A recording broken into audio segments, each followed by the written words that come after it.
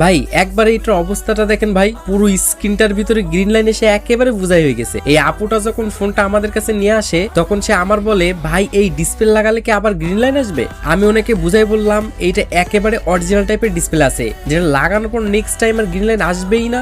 এমনকি আমি ওনাকে 6 মাসের গ্যারান্টিও দিয়ে দিয়েছি। এর মধ্যে পানি ঢোকা ছাড়া যদি 6 মাসের মধ্যে গ্রিন লাইন আসে তাহলে তাকে ফ্রিতে নতুন একটা ডিসপ্লে রিপ্লেসমেন্ট করে দেবো।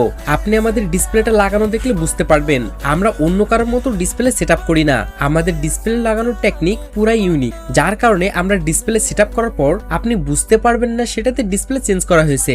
সর্বপ্রথম আমরা ডিসপ্লে ফোন থেকে খুলে নেওয়ার পর হার্ডটি ভালো করে ক্লিন করতে শুরু করে দেই। আর ক্লিন করার সময় খেয়াল করি আশেপাশে যাতে একটু ময়লা না থাকে।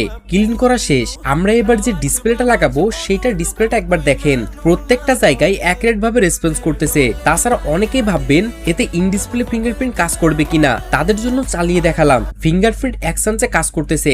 আর যারা টাইপিং করেন তাদেরকেও দেখায় এইভাবে টাইপিং করলেও সবকটা বাটন অ্যাকুরেট ভাবে রেসপন্স করবে। এবারে আপনারা দেখেন কিভাবে সেটআপ করি। এরপর আমরা রিলাই পাটা দিয়ে চারপাশ থেকে সুন্দর করে আঠা দিয়ে দেই। এরপর আমরা রাবার ব্যান্ড দিয়ে চারপাশ থেকে অনেক বেশি বেশি করে রাবার দিয়ে আটকে দেই যাতে একটু জায়গা ফাঁকা না থাকে আর সুন্দরভাবে টাইট হয়ে বসে যায়। আর এটা এত সুন্দরভাবে ফিটিং হয় যে সম্পূর্ণ অ্যাকুরেট দেখা যাবে, মনে হবে অরিজিনাল ডিসপ্লে। এবার আপনারা আন্দাজ করে বলুন তো এই ডিসপ্লেটার দাম কত হতে পারে? যে এটা সঠিক দাম বলতে পারবে তাকে একটা নিকবেন গিফট করে দিব।